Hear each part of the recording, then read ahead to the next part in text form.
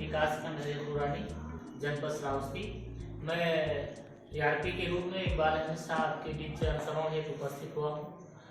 आप इस चीज़ को बखूबी जानते हैं कि हमारे विद्यालय में कुछ ऐसे बच्चे हैं जिनका नामांकन नहीं होता है, वो विद्यालय के बाहर होते हैं। कुछ ऐसे बच्चे हैं जिनका नामांकन तो हमारे स्कूल में होता है, लेकिन वो अपनी पढ़ाई बिना पूरी किए हुए चले जाते हैं। और कुछ ऐसे बच्चे हैं जिन बच्चों का नामांकन तो हमारे विद्यालय में है, परंतु नियमित उपस्थित नहीं होते। नियमित उपस्थित न होने के कारण उन बच्चों को विद्यालय से पलायन करने का शक रहता है, जिसे हम ड्रॉप आउट बोलते हैं। यानी उन बच्चों को ड्रॉप आउट होने का बराबर स्थिति बनी रहती है कि कभी भी वो ड्रॉप आउट हो सकते हैं। तो ये बच्चे कौन बच्चे ड्रॉप आउट हो सकते हैं और ड्रॉप आउट होने वाले बच्चों के लिए हमें क्या करना है, उसके लिए आप सबको एक ट्रेनिंग दी गई है जिसको आप EWS के नाम से जानते हैं। यानी EWS अर्ली वार्निंग सिस्टम। आपने ये भी देखा होगा बहनों कि मौसम की जानकारी अब पहले ही मिल जाती है कि कल बारिश होगी, इतना तक मौसम की जानकारी आपको प्राप्त हो जाती है कि 7 बजे बारिश होगी क्या 20%, 8 बजे कितना होगा 40%, 9 बजे कितना होगा, 10 बजे कितना होगा। इवन आपको हर समय की पूरी जानकारी प्राप्त होती है, कब कितना बारिश होगा, कब मौसम सही रहेगा, कब खराब होगा, कब धूप खिलेगी। यानी पूर्व में आपको उसकी जानकारी हो जाएगी। ठीक उसी प्रकार यहाँ ये का जो EWS है उसमें आपकी कक्षा में वह बच्चा जो नामांकित है परंतु नियमित उपस्थित नहीं है, वह कब ड्रॉप आउट हो जाए, कौन बच्चा ऐसा है, उसके लिए एक संकेत आपको प्राप्त हो जाएगा, जिसके लिए हमें क्या करना है कि वो ड्रॉप आउट ना हो। यही एक जो प्रक्रिया है वो EWS है। EWS में हमको क्या करना है और कैसे ये जानना है कि कौन बच्चा ड्रॉप आउट होने वाला है। सबसे पहले हम ये काम करेंगे। वह काम कैसे होगा, आपको एक बुकलेट दी गई है सभी स्कूलों में। ये यहाँ लिखा है अर्ली वार्निंग सिस्टम। देखिए है अर्ली वार्निंग सिस्टम एक प्रक्रिया है जो विद्यार्थियों को ड्रॉप आउट होने से पूर्व चेतावनी देने का कार्य करता है। अब ये है चेतावनी का कार्य। हमको कैसे पता होगा कि ये बच्चा ड्रॉप आउट कर जाएगा, उसके लिए 2 चीजें महत्वपूर्ण हैं जो आपके इस बुकलेट में दी गई हैं। एक है उपस्थिति और दूसरी शैक्षिक उपलब्धि। और इस EWS में हमको यही 3 काम करना है जो आपके मुख्य पृष्ठ पे है। ये देखिए, लक्षित विद्यार्थी की पहचान, दूसरा लक्षित विद्यार्थी की ट्रैकिंग और तीसरा लक्षित विद्यार्थी के लिए रिस्पांस। सबसे पहला काम हम अपने विद्यालय में इस EWS के तहत क्या करेंगे, लक्षित विद्यार्थी की पहचान। इस लक्षित विद्यार्थी की पहचान करने के लिए हमें किन चीजों की जानकारी की आवश्यकता है, 2 चीज, एक बच्चे की उपस्थिति और दूसरा बच्चे की शैक्षिक उपलब्धि। शैक्षिक उपस्थिति और शैक्षिक उपलब्धि 2 चीजों से हम बच्चे को चिन्हित कर लेंगे, यानी लक्षित विद्यार्थी की पहचान हम करेंगे। कैसे करेंगे, उसके लिए एक सूत्र यहाँ दिया हुआ है जो बहुत महत्वपूर्ण है। यह है गणना के नाम से आपके बुकलेट में दिया है। पिछले 2 माह में विद्यार्थी की कुल उपस्थित बटे पिछले 2 माह में कुल कार्य दिवस गुणे 100। इसमें आपके बुकलेट में और आपके प्रशिक्षण में बताया गया है कि सत्र के प्रारंभ के 2 माह अप्रैल और मई पहचान के लिए जो ये गणना का सूत्र है वो मैं आपको बताया कि इस तरीके से आप गणना करेंगे। और गणना करने के लिए आपको उपस्थिति रजिस्टर, ये देखिए आपकी उपस्थिति रजिस्टर है और इसमें ये 2 माह अगस्त और सितंबर का है। मान लीजिए आपके यहाँ एक ये सुधा लड़की है, उस पर हम ध्यान देते हैं। तो सबसे पहले हमें ये देखना होगा कि अगस्त महीने में ये आपका विद्यालय कुल खुला है 24 दिन और सितंबर महीने में खुला है 22। तो 24 और 22 46 दिन। तो यहाँ पर जो हम लिखेंगे वो पिछले 2 माह में कुल कार्य दिवस 46 लिखेंगे। और सुधा आई है 18 को, तो यहाँ पर हम लिखेंगे 18 बटे 46 गुणे 100। अब उसका परसेंट आ जाए। बच्चे की अरसा बच्चे हैं जिसकी उपस्थिति 18 दिन रही है, तो सबसे पहले हम इसको निकालेंगे 18/46 गुणे 100 बराबर ये आ गया 39%। 39% आ गया। अब हम चलते हैं इसको, इसके लिए जो आपका प्रपत्र है लक्षित विद्यार्थियों की पहचान, इसको कैसे भरेंगे, ये आते हैं।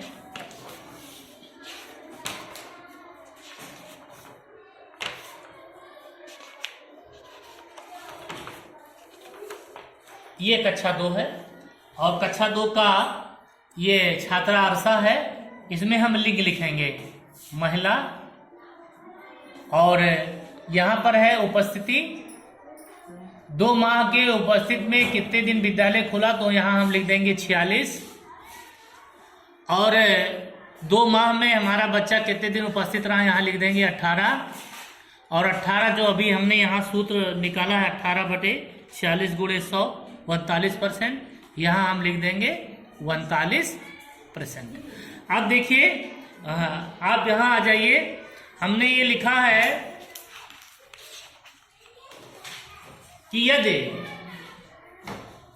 इस गणना के सूत्र द्वारा बच्चे को 60% से अधिक नंबर मिलता है तो उसे हम 2 स्टार देंगे, और अगर 59% से नीचे आता है 0 से 59% तक तो उसे हम 1 स्टार देंगे। अपना पन्ना पढ़ते हैं और ये देखा फिर अरसा पे हम आए और ये देखिए 39% है तो इसको मैंने कितना स्टार दिया, 1 स्टार दिया। ठीक है, ये स्टार मैंने 1 दे दिया। अब चूंकि कक्षा 2 है तो हम दूसरा जो लक्षित विद्यार्थी की पहचान में है उपस्थिति हो गई, और दूसरा है उपलब्धि यानी परीक्षा फल। तो परीक्षा फल पर हम जाएंगे, और कक्षा 1 में इसने कितना नंबर पाया है, इसने 40% नंबर पाया है। तो 60% से ज्यादा अगर बच्चे ने नंबर पाया है उसे हम 2 स्टार देंगे, और 60 यानी 59 से लेकर नीचे तक 0 तक नंबर पाया तो उसे हम 1 स्टार देंगे। इसने चूंकि यहाँ कक्षा 2 में 40% नंबर पाया है, यहाँ हम 40% लिखेंगे, और 40 के लिए स्टार कितना देंगे, 1। तो यहाँ हम 1 स्टार दे रहे हैं।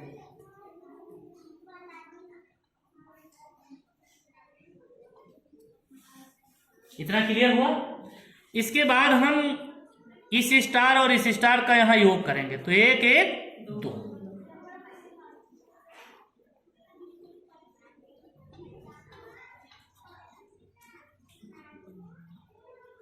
दो हो गया। अब आप पीछे आइए, 2 स्टार आपको मिल गए। यहां से आप कैसे बच्चे को लक्षित करेंगे, आपको इस बुकलेट में ध्यान देने योग्य बात दी गई है जो इस सिस्टम में बहुत महत्वपूर्ण है। इसमें आपको ये देखना है कि यदि कक्षा 1 में बच्चा है तो उसको जो उपलब्धि परीक्षा फल देना है वहां पर आपको कोई न परसेंट लिखना है न स्टार देना है, क्योंकि वो बच्चा हमारे पिछली कक्षा में हमारे विद्यालय में नहीं था। क्लियर, एक सावधानी। दूसरी सावधानी यह है कि यदि किसी बच्चे के संबंध में कोई भी अभिलेख आपके पास उपलब्ध नहीं है तो उसे आप 1 स्टार दे सकते हैं। कक्षा 1 में यदि बच्चे ने 1 स्टार प्राप्त किया तो वो लक्षित बच्चा आपका होगा, और 1 स्टार से ज्यादा स्टार प्राप्त किया तो वो लक्षित बच्चा नहीं। कक्षा 2 3 4 5 में 3 स्टार तक अगर बच्चा प्राप्त करता है तो वो लक्षित विद्यार्थी के रूप में हुआ, और 3 से अगर ज्यादा प्राप्त करता है तो वो आपका लक्षित विद्यार्थी नहीं। ये इसका ध्यान देने योग्य बातें यहाँ पर दी गई है जो बहुत महत्वपूर्ण है, क्योंकि आपका विद्यालय 1 से 5 तक है, इसलिए 1 से 5 तक की बात हम कर रहे हैं। जहां पर हमारे जूनियर कक्षा है या कंपोजिट विद्यालय है वहां हम 6 7 8 पर भी काम करेंगे। जब 6 पे हम काम कर रहे होंगे तो कक्षा 5 के उसके परिणाम को हम ले रहे हैं। आगे चलते हैं। ये हो गया लक्षित विद्यार्थी की पहचान कक्षा 2 अरसा का 2 स्टार इसने प्राप्त किया, जो कि कक्षा 2 में है। तो कक्षा 2 में हमें कितने स्टार पाने पर बच्चा हमारा लक्षित होगा? 3 तक अगर पाता है तो वो लक्षित है, 3 से ज्यादा पाएगा तो वो लक्षित नहीं होगा। तो ये बच्चा हमारा क्या है? लक्षित होगा। इसको हम गोला लगा देते हैं। क्लियर हो गया? अब यहाँ पर EWS सिस्टम के अनुसार ये हो गया, इसने संकेत दे दिया कि ये बच्चा हमारा ड्रॉप आउट हो सकता है। अब इसी ड्रॉप आउट होने वाले बच्चे को हमें ध्यान देना है। यदि इस बच्चे को हम ध्यान दे करके कहाँ ट्रैकिंग में चलेंगे, और ट्रैकिंग ये देखिए, इसके आगे तो हम ट्रैकिंग पे जाएंगे ही, लेकिन इसके आगे 2 कॉलम और हैं। लिखा यदि लक्षित विद्यार्थी किसी अन्य शारीरिक या सामाजिक समस्या से प्रभावित है तो उपयुक्त कोड भरें। नोट: कोड के लिए मार्गदर्शिका देखें। इस मार्गदर्शिका में ये यहाँ पर है कि शिक्षा योजनाओं का विवरण में आप देखेंगे तो 1 से लेकर के 9 तक योजनाएं के संबंध में इसमें चर्चा की गई है और उसके लिए कोड दिया गया है। पहला कोड पर आप एकल मां के द्वारा पालन किए जाने वाला बच्चा। योजना का नाम है माता के लिए विधवा पेंशन या PDS राशन कार्ड के माध्यम से खाद्य सुरक्षा का लाभ दिया जाए। दूसरा है एक या दोनों माता पिता विकलांग हैं तो उसके लिए दिव्यांग पेंशन योजना, PDS राशन कार्ड के माध्यम से खाद्य सुरक्षा। तीसरा है विकलांग बच्चे, दिव्यांग पेंशन योजना। चौथा है 18 साल से कम उम्र में काम करना, बाल श्रमिक विद्या योजना। पांचवा है परिवार को सहयोग प्रदान करने हेतु बच्चों द्वारा बाल मजदूरी, तो उसके लिए है बाल श्रमिक विद्या योजना। छठा में हम देखते हैं माता पिता द्वारा मौसमी पलायन, उसके लिए है माता पिता के लिए मनरेगा जॉब कार्ड मुद्रा योजना के अंतर्गत ऋण BOCW के तहत लाभ अगर माता पिता इस योजना के तहत पंजीकृत हैं। सातवां है बच्चों के दादा दादी अवली नाना नानी द्वारा देखभाल, यहाँ पर है वृद्ध माता पिता के लिए वृद्धावस्था पेंशन। 8 है आउट ऑफ स्कूल बालिकाओं है कस्तूरबा गांधी बालिका विद्यालय। और 9वां है लड़कियों जिनके माता पिता कामकाजी हैं और ये अपने छोटे भाई बहन की देखभाल करती हैं, कन्या सुमंगल योजना। इसको हम जब लक्षित विद्यार्थी की पहचान कर रहे होंगे, ये इसमें हम कोड डालेंगे। इस 9 श्रेणी का बच्चा अगर आपका कोई लक्षित विद्यार्थी है तो पहले उसका यहाँ हम कोड डाल देंगे और अगले कॉलम में लिखेंगे क्या लक्षित विद्यार्थी या उनके अभिभावकों को किसी संबंधित सामाजिक सुरक्षा योजना से जुड़े हैं, हाँ या नहीं। यदि उसको वर्तमान में वो मिल रहा है तो उसके आगे हम हाँ या नहीं लिखेंगे। आगे चलते हैं। अब इसके बाद लक्षित विद्यार्थी की पहचान हो गई। अब हम इसके लिए क्या काम करेंगे कि बच्चा हमारे विद्यालय में उसका ठहराव अधिक हो, वो हमारे विद्यालय से ड्रॉप आउट ना हो। उनके लिए कौन कौन हितधारक हैं और क्या काम करेंगे, इसके लिए प्रशिक्षण में हमने आपसे जिक्र किया था 3, 5, 7, 10, 14 और 15 दिन का जिक्र किया था। ये क्या है, इस पे हम थोड़ी सी बात करते हैं। इस ट्रैकिंग और रिस्पांस में हम जो कक्षा 2 के बच्चे को लक्षित किया अरसा को, आप अक्टूबर महीने का अगर इसको मान लीजिए भर रहे हैं तो यहाँ माह का नाम अक्टूबर लिख देंगे और यहाँ पर उस बच्ची का नाम लिखेंगे अरसा। और फिर अपना उपस्थिति रजिस्टर उठाएंगे। अक्टूबर उपस्थिति रजिस्टर उठाएंगे और ये देखिए आपका उपस्थिति रजिस्टर है और ये अरसा उसका नाम है। और देखिए ये लगातार ये देखिए 1, 2, 3 दिन अनुपस्थित है। इसमें ये लिखा है कि विद्यार्थी के लगातार 3 शिक्षण दिवस में अनुपस्थित रहने पर तीसरे दिन की तिथि अंकित करें। तो यहाँ पर तिथि है 4, तो यहाँ पर हम लिख देंगे 4/10/2021 23, 4-10-23 लिख दिया। आगे बढ़ते हैं। अब 3 दिन अनुपस्थित है तो यहाँ पर कौन हितधारक काम करेगा? यहाँ सबसे पहला हितधारक उस विद्यालय का बुलावा टोली काम करेगा। यहाँ आपने लिखा कि बुलावा टोली रसोइया विद्यार्थी के घर गए, हाँ, और जाने के बाद 3 दिन के बाद विद्यार्थी विद्यालय स्कूल आया या नहीं, तो बच्चा स्कूल नहीं आया, तो यहां आप लिख देंगे नहीं। फिर अगले 5 दिन पर हम देखते हैं कि 5 दिन पर भी बच्चा स्कूल नहीं आया, वो गैर हाजिर है। ये लगातार 5वें दिन भी गैर हाजिर है, तो उसको आप ये लिखा हुआ है, विद्यार्थी लगातार 5 दिन अनुपस्थित रहा तथा कक्षा अध्यापक एवं शिक्षा मित्र ने अभिभावक को फोन कॉल किया, हाँ, यहाँ लिखेंगे हाँ। और 5 दिन के बाद भी विद्यार्थी क्या आ गया नहीं आ गया? नहीं आया, तो यहाँ लिख देंगे नहीं। आगे देखते हैं। 5-3 हो गया, हितधारक बुलावा टोली। 5 हो गया, आपने उस बच्चे को, अनुपस्थित जो बच्चा था उसको आपके अभिभावक को शिक्षा मित्र और कक्षा अध्यापक ने फोन किया।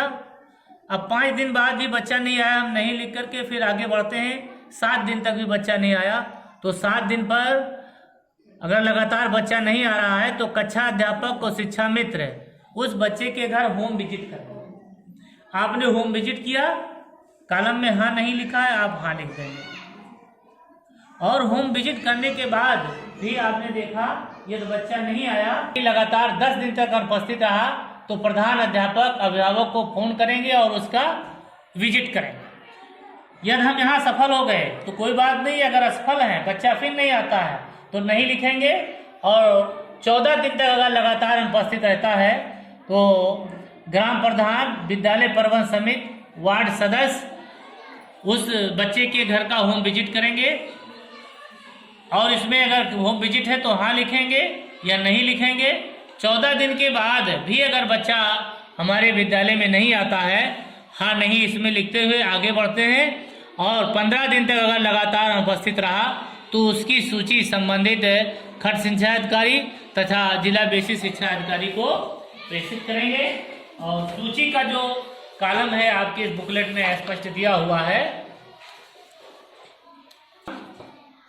खंड शिक्षा अधिकारी को अवगत कराने हेतु पत्र का प्रारूप, इस प्रारूप के साथ विद्यालय की सूचना आप इस कॉलम पर लिख करके खंड शिक्षा अधिकारी को प्रेषित करें। साथ ही एक चीज हम आपको अवगत कराते हैं, जब लक्षित विद्यार्थी की आप पहचान कर रहे होंगे और अगर कोई लक्षित विद्यार्थी आपका वल्नरेबल है और 1 से 9 तक जो कोड उसके निर्धारित किए गए इस योजना के तहत उसको लाभ नहीं मिल रहा है, तो उस लाभ देने के लिए ग्राम प्रधान को ये है या वार्ड सदस्य को इस प्रारूप पर उस बच्चे को सूची बना करके उनको प्रेषित करेंगे और उससे अनुरोध करेंगे कि आपके उस बच्चे को वो इस योजना का लाभ दे। आगे चलते हैं। इस प्रकार से हम लक्षित विद्यार्थी की पहचान करेंगे और पहचान होने के बाद हम लक्षित विद्यार्थी की ट्रैकिंग करेंगे और रिस्पांस करेंगे उसके साथ। तत्पश्चात हर महीने हम एक EWS के द्वारा लिंक सभी ग्रुपों को प्रेषित की गई है और ये जो हमने काम किया है लक्षित विद्यार्थी की पहचान के बाद ट्रैकिंग और रिस्पांस का, उसका पूरा विवरण हम प्रत्येक माह ये मासिक समेकन प्रपत्र पीछे आपके बुकलेट में लगा हुआ है, ये प्रपत्र लगा हुआ है। अर्ली वार्निंग सिस्टम के अंतर्गत मासिक समेकन प्रपत्र भर करके हम ऑनलाइन करेंगे।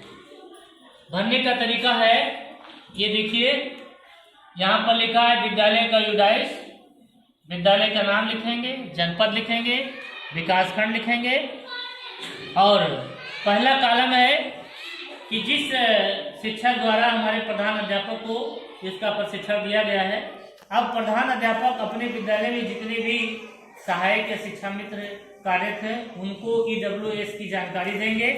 जिस कक्षा में जिनकी दिया है उनकी संख्या हम यहाँ लिखेंगे और फिर उसका यहाँ जोड़ कर अगले कॉलम में लक्षित विद्यार्थी की आपने हर कक्षा में पहचान की है तो सबके नीचे हाँ लिखेंगे, जिसका नहीं किया है तो नहीं लिखेंगे। तीसरे कॉलम में उस कक्षा में कितने विद्यार्थी लक्षित विद्यार्थी के रूप में निकल के आए उनकी संख्या लिखेंगे। चौथे में कक्षा में कुल लक्षित विद्यार्थियों की संख्या लिखेंगे, अभी हमने बताया। तीसरे में उस कक्षा की संख्या लिखेंगे और चौथे में उस कक्षा में कितने लक्षित विद्यार्थी निकले उनकी संख्या लिखेंगे। पांचवें में कक्षा में कुल ऐसे लक्षित विद्यार्थियों की संख्या जो सामाजिक आर्थिक कारणों से वनरेबल, अभी हम इसका जिक्र कर रहे थे कि 1 से 9 तक कोड दिया गया है, उसकी योजनाएं हमने आपको बताया। यदि उस कक्षा में इस कोड के तहत लक्षित विद्यार्थी अगर आपका कोई निकला है तो इस कॉलम में हम उसकी संख्या लिखेंगे। अगला कॉलम है सामाजिक सुरक्षा योजना से लाभान्वित लक्षित विद्यार्थियों की संख्या, या जिसमें से कोई उसके माता पिता उस योजना का लाभ ले रहे हैं तो उस कक्षा में उसकी संख्या लिखेंगे। सातवां है सामाजिक सुरक्षा योजना से जोड़ने हुए ग्राम प्रधान को प्रेषित किए गए लक्षित विद्यार्थियों की संख्या। उन 9 प्रकार की जो योजनाएं हैं जिनसे आपका बच्चा या लक्षित विद्यार्थी प्रभावित है, तो अगर कोई योजना का उसके माता पिता को लाभ नहीं मिल रहा है तो हम ग्राम प्रधान या वार्ड के मेंबर को जो सूची भेजेंगे उन बच्चों की उनकी संख्या यहाँ लिख रहे होंगे और लिखेंगे। 8वां है, देखिए भाई, अभी हमने लक्षित विद्यार्थी के लिए ट्रैकिंग और रिस्पांस की बात की थी और उसमें 3, 5, 7, 10, 14 और 15 तिथियों का आपसे हमने समझ शेयर किया है। इसमें कौन कौन हितधारक हैं? बुलावा टोली, कक्षा अध्यापक, प्रधानाध्यापक, विद्यालय प्रबंध समिति और खंड शिक्षा अधिकारी, जिला बेसिक शिक्षा अधिकारी। तो इस रिस्पांस और ट्रैकिंग में किस दिन पर कौन सा हितधारक अपना कार्य कर रहा है, किस कक्षा में उस बच्चे के साथ किस हितधारक ने कार्य किया है और कितने दिन किया है, उसके संख्या को हम उसी ट्रैकिंग और रिस्पांस वाले प्रपत्र से यहाँ पर उसकी संख्या लिख रहे होंगे। जैसे ये लिखा है बुलावा टोली के द्वारा किए गए भ्रमण की संख्या, तो कक्षा 1 में कोई लक्षित विद्यार्थी है, उसके साथ बुलावा टोली ने कितने बार भ्रमण किया है वो संख्या यहाँ लिखें। ऐसे सभी कक्षाओं में लिखें। अगला है शिक्षकों और शिक्षा मित्रों के द्वारा किए गए फोन कॉल की संख्या। उस लक्षित विद्यार्थी को विद्यालय लाने के लिए हमारे शिक्षा मित्र द्वारा हित के रूप में कितने बार फोन किया गया है उसकी संख्या हर कक्षा में हम लिखेंगे। अगला है शिक्षकों शिक्षा मित्रों के द्वारा किए गए गृह भ्रमण की संख्या। बच्चों को बुलाने के लिए कितने बार हमारे विद्यालय के शिक्षक उसके घर गए हैं, उस कक्षा में उस लक्षित विद्यार्थी की वो संख्या हम इसमें कक्षावार लिखेंगे। अगला है प्रधान अध्यापक इंचार्ज प्रधान अध्यापक के द्वारा किए गए फोन कॉल या गृह भ्रमण की संख्या। जैसे मैं ऊपर बताया हूँ ठीक इसी प्रकार प्रधान अध्यापक द्वारा भी भ्रमण की संख्या लिखें। 12 कॉलम में विद्यालय प्रबंध समिति के द्वारा किए गए भ्रमण की संख्या। यदि विद्यालय प्रबंध समिति किसी बच्चे को ड्रॉप आउट होने में या आपके दिए गए सूचना के आधार पर विद्यालय में जाते हैं, गांव में घर में कितने बार उन्हें भ्रमण किया है उसकी भी संख्या यहाँ लिखेंगे। और अंत में यदि हमारा सारा प्रयास फेल है तो हम जो बीओ या जिला बेसिक शिक्षा अधिकारी को सूची प्रेषित करते हैं जिला शिक्षा अधिकारी खंड शिक्षा अधिकारी के पास फॉलो अप के लिए प्रेषित किए गए विद्यार्थियों की संख्या यहाँ लिखें और लिख करके इस प्रपत्र को कंप्लीट करेंगे। तत्पश्चात अपने हर माह के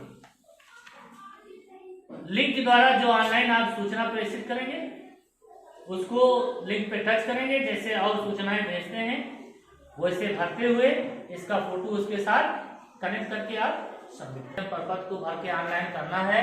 यदि आप सभी को कहीं से अगर लिंक की कोई असुविधा होती है तो आपके विकास खंड में 5 ERP आपका शैक्षिक सपोर्ट कर रहे हैं। आप कभी भी किसी समय उससे लिंक ले सकते हैं और लिंक का प्रयोग करके अपने प्रपत्र को ऑनलाइन करेंगे। धन्यवाद।